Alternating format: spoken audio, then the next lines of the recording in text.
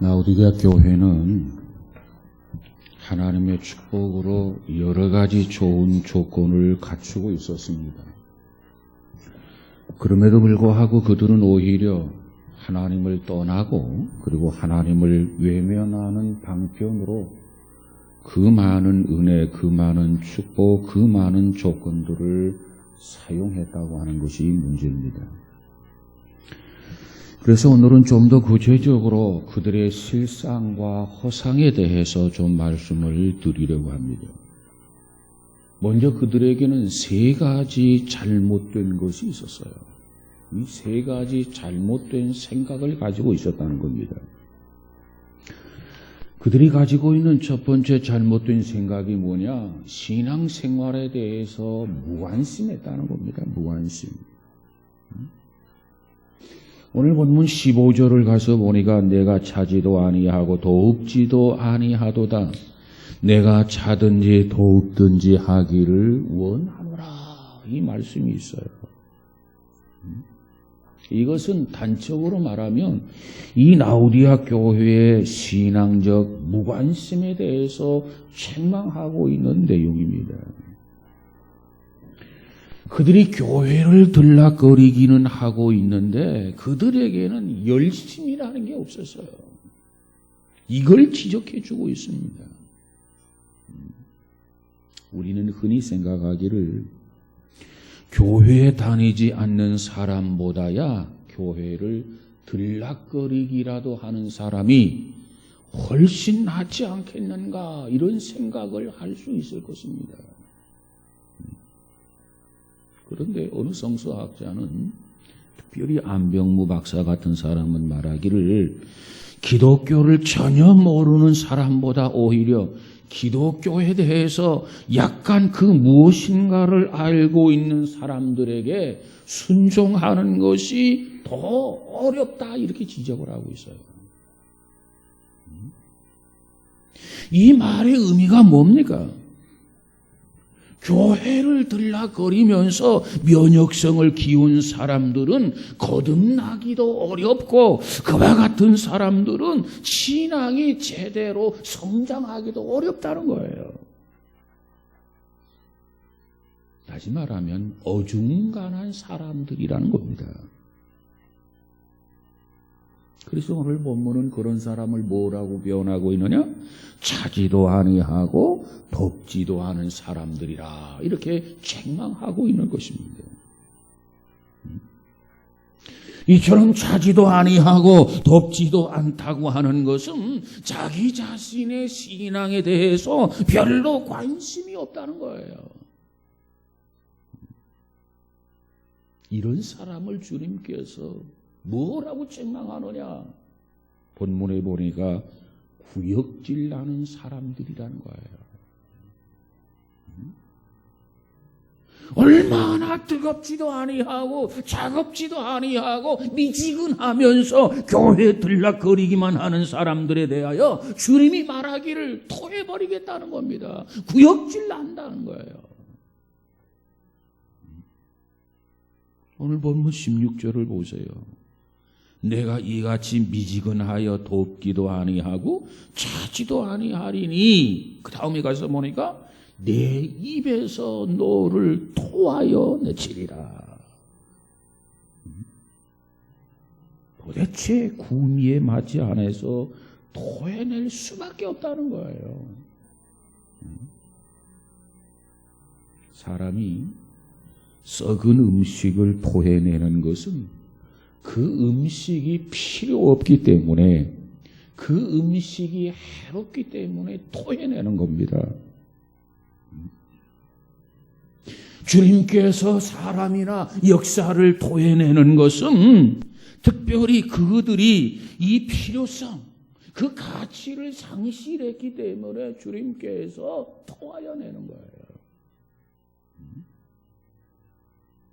이것이 이 라오디게아 교회가 가지고 있었던 첫 번째 잘못된 생각이었습니다.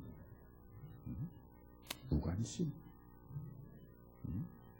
교회를 이따금씩 들락거리기는 하는데 어중간한 신앙생활을 하는 사람들. 미지근한 신앙생활하는 사람들, 주님은 이렇게 책망해 주고 있습니다. 두 번째 저들이 가지고 있었던 잘못된 생각은 뭐냐면 자만심이라는 겁니다. 자만심. 오늘 본문 17절에 가서 보니까 나는 부자라 부요하여 부족한 것이 없다. 이렇게 독백하고 있음을 보여주고 있어요. 상대적이고 유한하고 제한받는 인간은 그 누구도 나는 부자다, 나는 건강하다, 나는 아무 문제도 없다, 이것처럼 호언을 늘어놓아서는 안 돼요. 현대인의 문제는 뭐냐? 문제의식을 가지지 못한 채 살아가고 있다는 거예요. 문제를 가지고 있으면서도 문제가 문제인 것을 모르는 것, 이것이 현대인들이 가지고 있는 문제라는 겁니다. 그러면서 말하기를 나는 아무런 문제가 없다. 아무런 문제가 없다고 하는 그 생각, 그 사고가 문제라는 거예요. 그렇습니다. 오늘 본문의 이 라우디아 교회의 문제는 뭡니까? 그게 잘 먹고 살아요. 잘 살고 있어요. 잘 입고 있어요. 그런데 잘 먹고 잘 살고 잘 입고 이렇게 사는 것이 저들은 영적인 행복인 양 착각하고 있단 말이에요. 이것이 문제입니다. 여러분, 사람이 그저 잘 먹고 잘 살고 잘 입기만 하면 되는 겁니까? 그러면 행복한 거예요? 아닙니다. 저는 오래전에 어느 목장을 방문할 기회가 있었어요. 그 목장에는 주로 돼지를 기르는 양돈장이었습니다.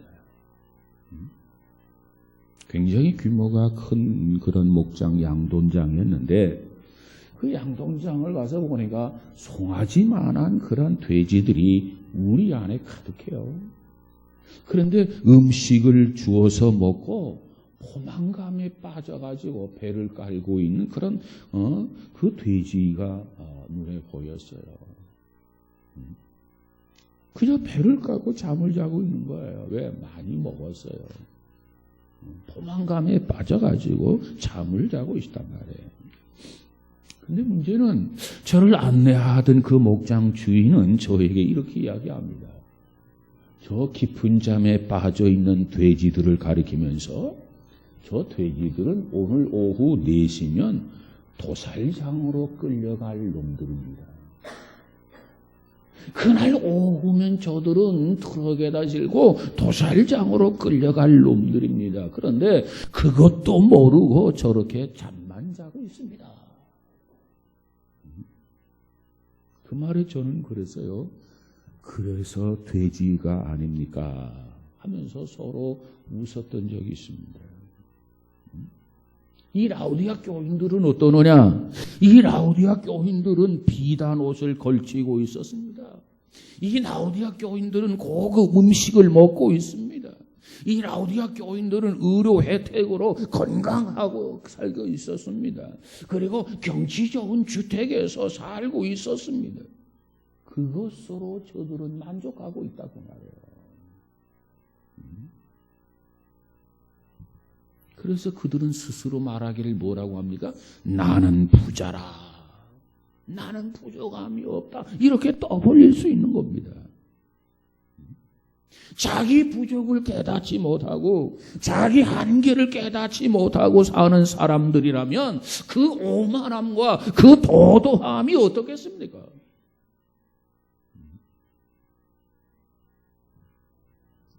부산 대현동에 가보면 대현교회가 있는데 그 대현교회가 이 땅 250평을 매입을 해서 새 성전을 건축할 때의 일이었습니다. 그런데 건축을 계획하다 보니까 교회가 꼭 사야 할 땅이 있었어요. 그 땅의 규모는 50평 정도였습니다. 그래서 교회에서 그 주인을 찾아가 가지고 그 주인에게 그 땅 50평을 교회에다가 파십시오. 원하는 대로 값을 쳐드리겠습니다. 좀 땅을 팔라고 요청을 했어요.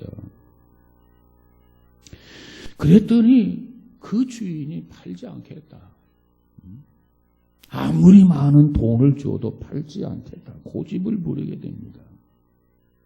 교회에서는 그 땅이 꼭 필요하고 주인은 팔지 않겠다고 하고 그래서 교회에서 기도하기를 시작했습니다. 그러면서 계속 접촉을 합니다. 그 땅을 파십시오. 우리 교회에 그 땅이 꼭 필요합니다. 땅값은 원하는 대로 계산해 드리겠습니다. 그저 장로님들이 찾아가가지고 계속해서 종용을 하니까 그 땅 주인은 말하기를 뭐라고 했느냐? 내가 죽어도 이 땅을 교회에 파는가 보라. 고집을 부리면서 고집을 꺾지 않는 거예요. 그 바람에 교회 건축이 지체될 수밖에 없게 되었습니다. 그러던 어느 날 갑자기 그 땅 임자가 고혈압으로 쓰러져서 죽고 말았습니다. 유서 한 통도 남겨놓지 못하고 그저 죽고 나니까 그 아들들이 교회에 찾아와 가지고는 제발 우리 땅을 교회에서 사십시오. 그래서 그 땅을 사들이고 교회를 건축하게 되었다는 이야기입니다. 저는 이 이야기를 들으면서 자신의 오만함을 행여라도 우리가 무심코라도 말로서 특별히 표현하는 일이 없도록 매사에 조심해야 되겠다. 그런 생각을 했습니다. 죽어도 안 팔겠다? 이건 하나님의 뜻도 아니고 주님의 뜻도 아니고 죽어도 안 팔겠다? 내가 죽어야 팔겠다라고 하는 그런 선언이기도 한 내용 아니겠습니까? 자, 그러므로 우리는 매사에 있어서 어떤 생활 속에서든지 신앙생활 안에서든지 매사에 자만심, 이거 신앙인의 원수입니다. 자발심을 가져서는 안 돼요. 지난 주일에도 말씀을 드렸습니다만 우리가 부자가 된다? 우리가 부요하다? 그 자체는 죄가 아닙니다. 그 자체는 악이 아닙니다. 그 자체는 결코 불의한 게 아닙니다. 문제는 그와 같은 것들이 우리들의 신앙생활에 장애물이 된다면, 장애물로 잘못 사용한다면 그것이 바로 죄가 되는 거예요.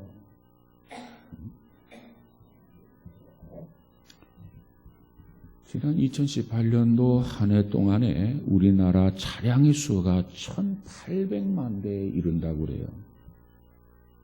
2018년도 한 해 동안 교통사고가 3781건, 3781명이 교통사고로 사망을 했고 32만 3236명이 부상을 당했다는 겁니다. 그런데 자가 운전 중에 64%가 음주운전을 경험한 적이 있었고 그 사고 중에 70.2%가 술을 마시고 운전했기 때문이라 70.2%가 음주운전을 해서 사고를 했다는 거예요. 미국의 경우도 예외는 아닙니다. 미국의 경우 작년 한 해 동안 교통사고로 죽은 사람이 36,000명. 그 중에 18,000명이 한 잔 마시고 음주운전을 해서 사람들이 죽게 되었다는 거예요. 또 작년 한 해 동안 우리나라 사람들이 술을 마시고 술값으로 치렀던 값이 1조 8천억 원. 술값으로 지출되었습니다. 어마어마한 돈이죠. 한쪽에서는 경쟁적으로 광고하면서 술을 만들어서 팔고 있습니다. 한쪽에서는 그것을 엄청난 돈을 지불하고 사 마시느니라고 1조 8천억 원을 낭비했습니다. 그리고 또 한쪽에서는 그것 때문에 수십만 명이 죽고 다치고 그랬어요. 그런데 대부분의 이 술을 마신 운전자들은 생각하기를 이렇게 생각한다고 그래요. 내가 술은 마셨지만 운전에는 문제가 없다. 그래서 술을 마셨으면 대리운전을 부르든가 해야 되는데 그러나 그렇지 않다는 거예요. 내가 술은 마셨지만 운전에는 문제가 없다. 그래서 자만심이 발동하기 때문에 운전대를 잡는다는 거예요. 여러분, 바로 그것이 그 자만심, 그것이 끔찍한 사고의 원인이 된다는 겁니다. 그렇습니다. 우리 인생에 있어서 또 우리 신앙생활에 있어서 이 자만심은 금물이다. 있어서는 안 된다. 그런데 오늘 본문의 라우디아 교회인들은 바로 이 자만심이 충만했다는 거예요. 이게 문제예요. 그 다음 세 번째로 뭐가 문제냐? 저들의 무지 때문입니다. 무지. 오늘 본문 17절에 가서 보니까 뭐라고 말합니까? 내 곤고한 것, 가련한 것, 벌거벗은 것을 알지 못하는도다. 그랬어요. 자기의 곤고함을 알아야 되는데, 자기의 가련한 것을 알아야 되는데, 자기의 벌거벗은 것을 알아야 되는데, 문제는 그럼에도 불구하고 그것을 알지 못하는도다. 이 무지, 이게 문제라는 거예요. 무지. 한마디로 이 사람들은 자신의 철저한 영적 불행에 대해서 알지를 못하고 있어요. 나는 불행한 자다. 그걸 알아야 되는데 이 불행에 대해서 무지했단 말이에요. 그래서 이들은 이처럼 고독하고 이처럼 불쌍하고 이처럼 가난하고 이처럼 병들고 이처럼 수치스럽고 이처럼 부끄러운 삶을 산다고 하는 것을 스스로 깨닫고 스스로 발견하고 스스로 느껴야 되는데 그 부분에 대해서 전혀 무지하다는 거예요. 이게 문제입니다. 그들은 이와 같은 신앙에 대한 무지 때문에 무관심 때문에 이 자만심 때문에 듣지도 못하고 보지도 못하는 어리석은 자였다는 겁니다. 자, 그런데 우리가 성경을 보면은 자신이 어떠한 존재인가를 바로 깨닫고 그것을 인정하고 그것을 고백하고 하나님 앞에 도움을 청하는 사람들은 모두가 다 하나님의 은총을 입었습니다. 그런데 자기 자신의 불행한 모습을 깨닫지를 못해요. 알지를 못해요. 계속해서 자만과 계속해서 무지의 수렁 속에서 허덕이고 있는 사람들은 그 가운데 구원받은 사람이 단 한 사람도 없다는 거죠.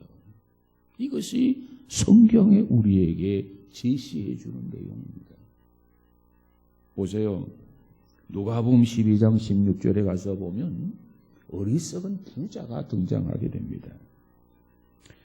이제 농사를 짓게 되는데 한 해 동안 풍작이 되었어요. 소출이 어마어마하게 늘어났어요. 그래서 그 곡식을 저장할 곳이 없단 말이에요. 그래서 부랴부랴 이 어리석은 부자는 창고를 짓게 되고 그리고 그 창고에 곡식을 가득 채워 놓았습니다.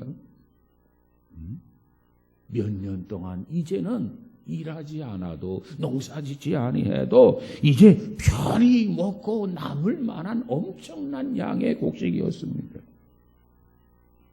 그래서 이 어리석은 부자는 자만심에 빠지게 됩니다. 그래서 그는 이렇게 고백합니다. 뭐라고 고백합니까? 내 영혼아, 여러 해 쓸 물건을 창고에 이처럼 곡식을 많이 쌓아두었으니 이제는 평안히 쉬고 먹고 마시고 즐기자, 즐거워하자 그랬어요. 여기에 보면 이 부자의 크나큰 착각과 무지를 우리는 여기서 발견할 수 있어요. 그가 가지고 있는 착각이 뭐냐? 그를 통해서 우리가 발견할 수 있는 무지가 뭐냐? 보세요. 그저 잘 먹고 잘 쉬고 잘 마시고 잘 즐거운 삶을 살아가면 자기 영혼이 평안해지는 줄로 알았다고 말해요. 여러분 과연 그렇습니까? 돼지나 짐승처럼 그저 잘 마시고 잘 쉬고 잘 자고 하면 영혼이 평안해지는 것이냐 그 말이에요.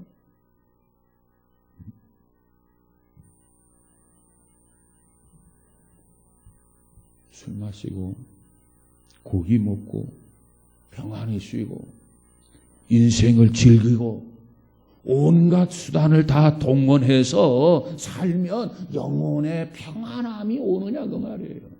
여러분 그렇습니까? 그에 대한 대답은 아닙니다. 우리가 놀고 먹고 마시고 즐겁게 산다고 해서 우리의 영혼이 평안해지는 것은 결코 아니라는 거예요. 그건 그릇된 생각이요. 그것은 착각입니다. 그러므로 누가복음 12장 20절에 보니까 그런 유의 부자들에게 예수님께서 뭐라고 말씀하십니까? 이 어리석은 자여, 오늘 밤에 내 영혼을 도로 찾으리니 그러면 내 예비한 것이 창고에 가득 쌓아놓았던 그 곡식들이 네 것이 되겠느냐? 이 미련하고 이 어리석은 자고 이 무지한 자야.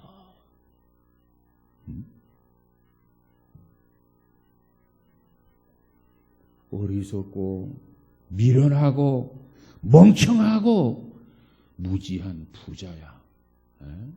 놀고 먹고 마시고 즐기는 따위의 내 생활에 무슨 가치가 있느냐 말이에요. 그렇게 살다가 죽으면 뭐냐 말이에요. 개 돼지처럼 살다가 그만 죽으면 뭐가 되느냐 말이에요. 그러면서 예수님 우리에게 뭘 지적해 주느냐? 우리가 살고 죽는 것은 생명을 주셨던 하나님의 소관이라는 거예요.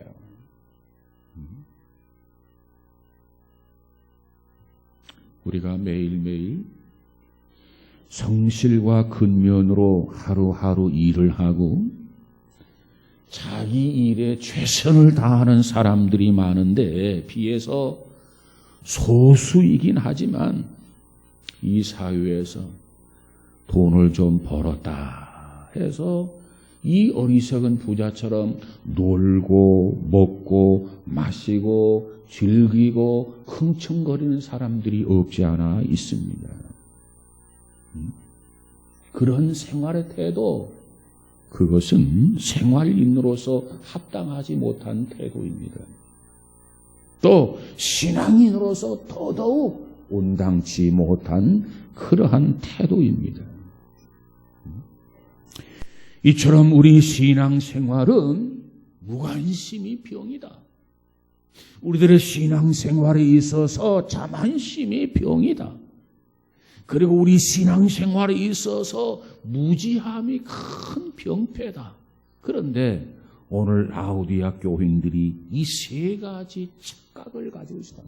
무관심, 자만심의 병, 무지함까지 가지고 있어서 그래서 책망을 하게 된 겁니다.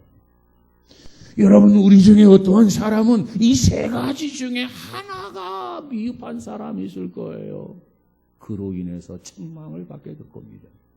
우리 중에 어떤 사람은 세 가지 중에 두 가지가 모자라는 사람이 있을 거예요. 역시 책망의 대상이 될 것입니다. 우리 중에 어떤 사람은 하나도 아니고 둘도 아니고 세 가지 모두가 다 부족한 사람이 있을 거예요. 틀림없이 책망의 대상이 될 것입니다. 자, 그러면 주께서 책망하시고 권고하시는 내용을 한번 살펴보십시다. 첫 번째로 문제를 해결하라는 겁니다. 이 세 가지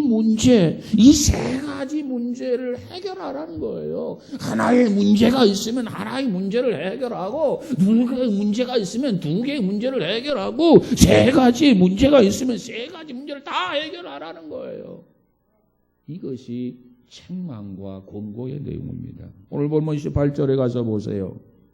내가 너를 구원하노니 내게서 연단한 금을 사서 부요하게 하고 흰옷을 사서 입어 벌거벗은 수치를 보이지 않게 하고 안약을 사서 눈에 발라 보게 하라 그랬어요. 오늘 이 말씀의 뜻이 뭡니까? 근본적으로 문제를 해결하라는 겁니다. 임기응변식이 아니고 근본적으로.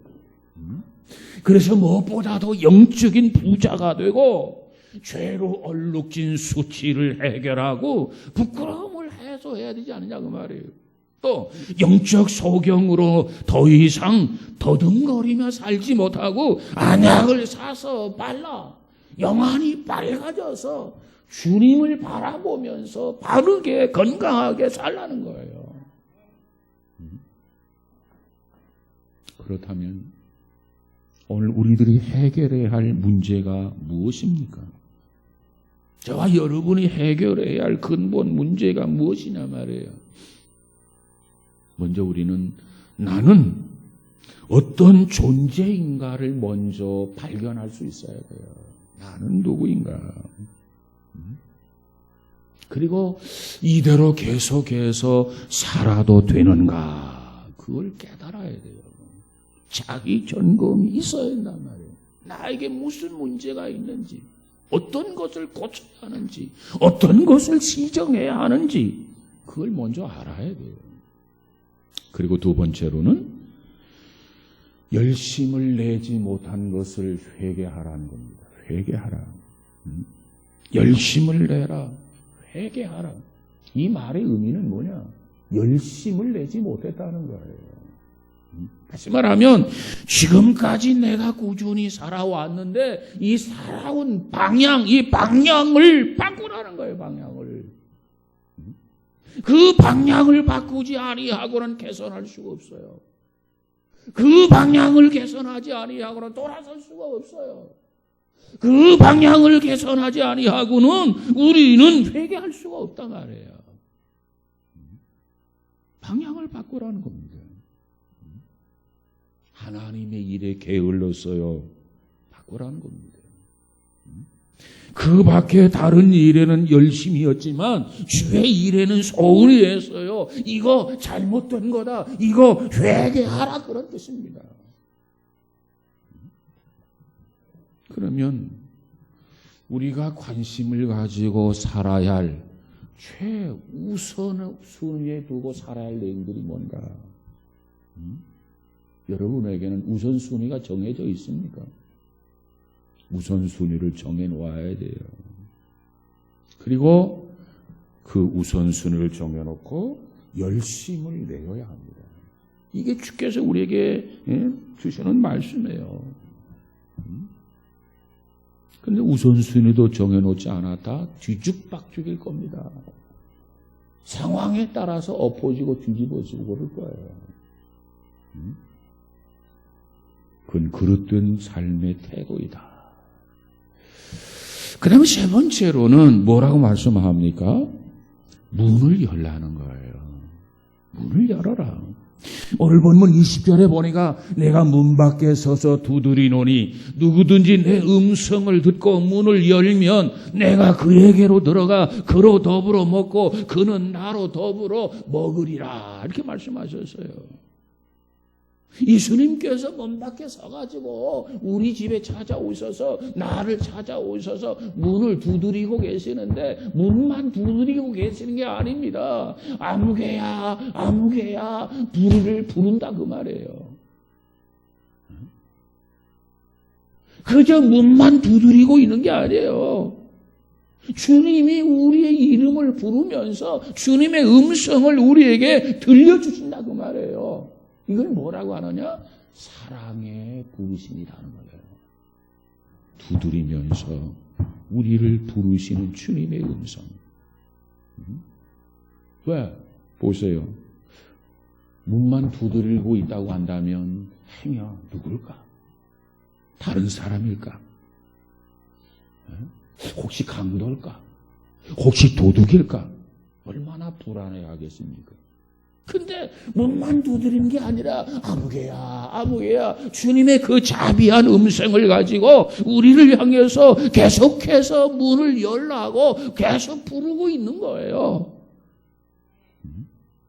우리는 주님의 음성을 정확히 듣고 아 주님이구나. 강도가 아니구나. 도둑이 아니구나. 나를 해할 사람이 아니구나. 저 음성은 주님이시구나. 그리고 확신을 가지고 문을 열어야 한다는 거예요. 그래야 안전합니다. 우리 가정이 예를 들어 누가 와가지고 띵동 벨을 눌렀어요. 그러면 아무 말 없이 문을 여는 사람이 있습니까? 누구세요?